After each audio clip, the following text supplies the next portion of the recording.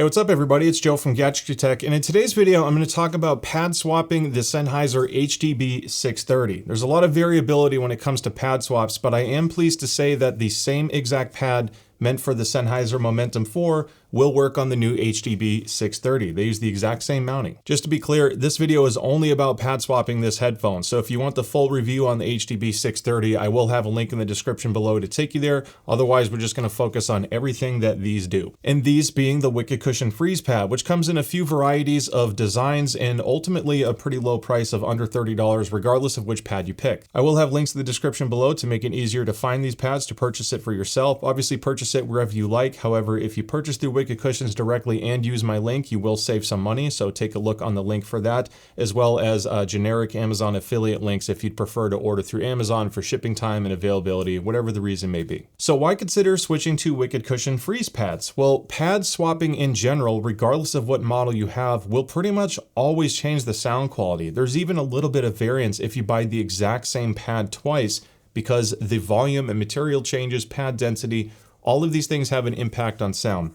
Now, if you watch my HDB 630 review, the only real criticism I had, aside from some, gaming specific latency issues, was the ear pad dimensions. I had some issues where the stock pad put some pressure behind my ear. The pads are very comfortable, the stock pads, and they do an incredible job at both passive and active noise cancellation, one of the best now. However, I can't get around the fact that I felt some pressure. So naturally, I was really interested in what we could do to address that. So of course, when I removed it and saw that it used the exact same pad mounting mechanism as my Momentum 4 that I purchased, I got really excited and I reached out to Wicked Cushions to get these pads sent over so I can analyze them and provide this video for you. So to cover this, let's show you just how easy it is to switch. The stock pads are basically snap-in mounted pads. It's the exact same thing, like I said, as the Momentum 4. The tightness of this will vary from model to model and pad to pad. So if this looks a little bit easier on my video and you're struggling, don't feel like it's that you're doing it wrong. They just might be a little bit more stuck.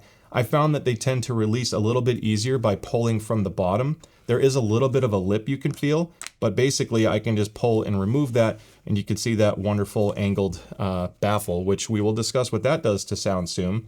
And here you have the Wicked Cushion FreeZe pad, which again uses the exact same system. So while both pads are off, I'll just explain the dimensions real quick. The stock pads have 56 millimeters of height, 38 millimeters of width, 19 millimeters of depth up front, and 24 in the rear. The Wicked Cushion FreeZe pads opens that up to 60 millimeters vertically, 45 millimeters of width, 23 millimeters of front depth, and 29 millimeters of rear depth. That's quite a massive improvement in ear volume, and for those who were concerned about this pad fitting them, or maybe you already know it doesn't fit you as well, this is a much welcome dimension improvement. And that dimension increase obviously addresses my biggest concern with the rear ear pressure, because once I switched to the FreeZe pad, that was basically gone. Now there is one downside to switching to a larger pad filled with gel, and that is the weight. The stock headphone weighs 309 grams, and you can see the stock pad weighs 15.8 grams on my scale. If I put the Wicked Cushion FreeZe pad on the headphone, it increases the headphone weight from 309 grams to 362 grams, and you can see partly because the pad is going all the way up to 40 grams a pad. Now, because this increases the weight, some people will be concerned with that. This is all pad weight, and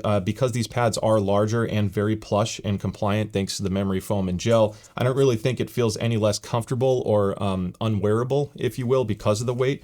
Under 400 grams is still light enough for me, but what is noticeable, of course, is not having that rear pressure, which is a welcome change and something I would much rather prefer. You can see that the FreeZe pad is a little bit thicker as well. This is a really good indicator to show you the depth. Now, these are symmetrical in terms of depth when they're off the headphone. The only reason why the front and rear depth is different is because of the angled driver inside. So while I have this off, I'm going to show you how easy it is to put this on. There is a little bit of a seam on one side of the Wicked Cushion FreeZe pad. I try to just put that seam on the bottom. It's, to me, just, easier to hide that line. And once you line it up, it's basically just finding where that tooth is and pressing it in, and you'll kind of have everything snap back into place. When you look really closely, you can see a little bit of a gap right there. That tells you you're not all the way seated. So I'm going to push that in, and look at that. I have a perfect seal there. Let me just inspect it. Everything's good to go. Now, I brought the case out because I did want to show you that the pads do fit, but it is snug. Anytime you go with a larger pad for a molded case like this, which is nice from holding it in place, if you go with a larger pad, it's just going to make it tighter. You can see it kind of just has to nestle in just a little bit. However, pleasingly enough, It does fit. It is going to be a little bit more snug than stock, but at least you can still use the stock case. So overall, pad comfort is improved quite a bit, at least for me. The weight trade-off is worth it, and then you get the added benefit of breathability, which can help if you're in a really warm climate or you just don't like feeling the ear sweat. Maybe you just want a portable headphone and you don't like feeling leatherette for long periods of time. That's a benefit. Now, one of the drawbacks of having a breathable fabric like this is it's not going to have as strong of noise isolation, especially with ANC being considered. Now, I don't quite have the testing methodology perfectly ironed out for ANC performance. However, I did kind of set up my own rig to test ANC differences from passive and active. I basically used a very inexpensive mini DSP ears. It's not used for measuring frequency response, so please don't think my measurements come from that. But it is good for some binaural recording, just for me messing around with my own personal stuff.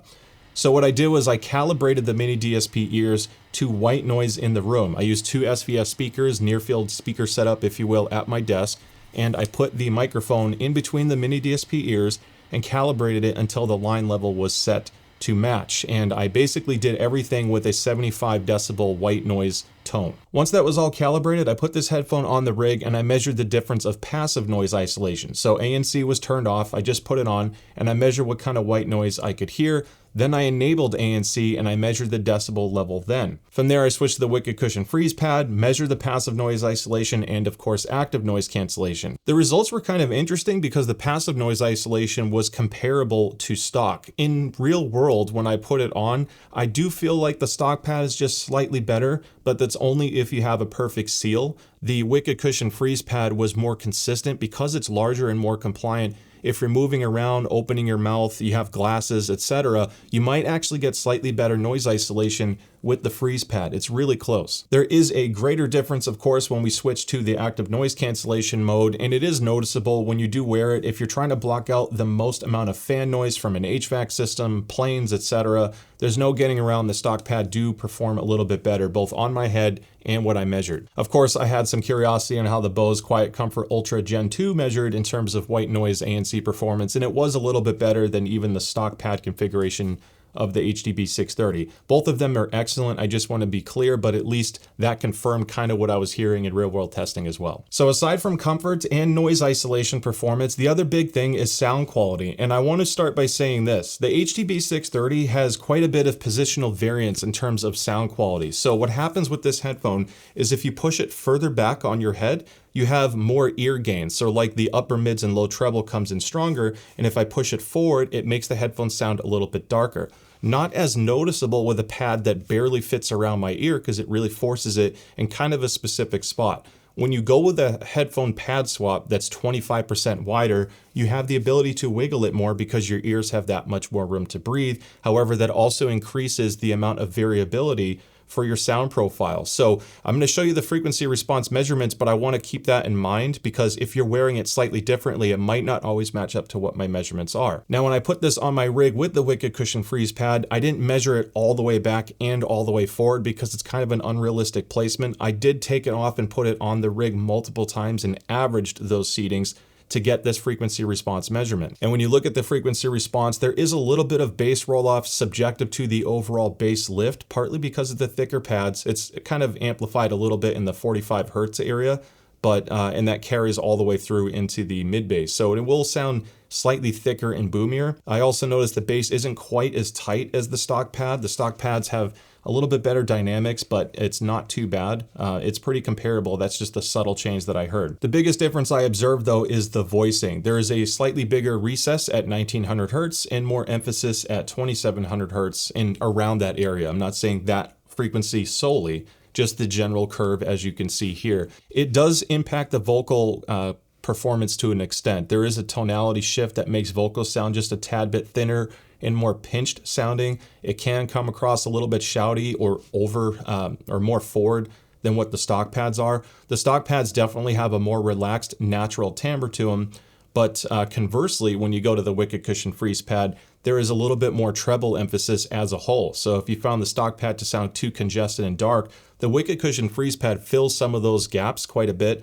That big scoop that you see with the stock pad is kind of an artifact of my measuring rig. It's not that you're going to hear that huge gap there. It just doesn't have the same interaction with the Wicked Cushion FreeZe pad. So it looks like a bigger difference than it is.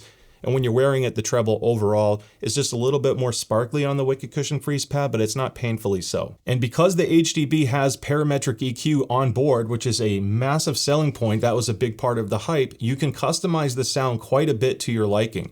Now, Sennheiser gives you 5 bands to customize.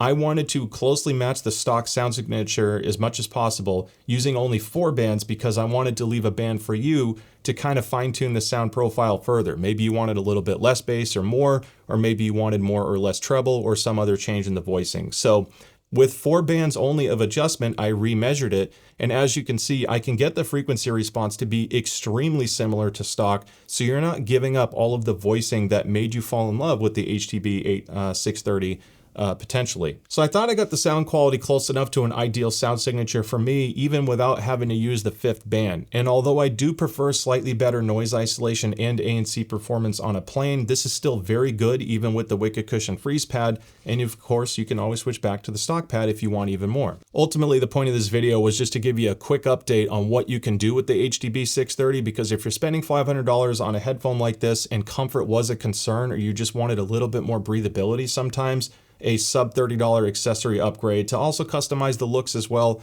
is a welcome thing to know about. So I just wanted to share it with you all. With that being said, I really hope you found this content helpful. And if you did, don't forget to like and subscribe if you haven't already. I'd love to see it some future content. Thank you so much for watching, and I'll see you next time. Bye.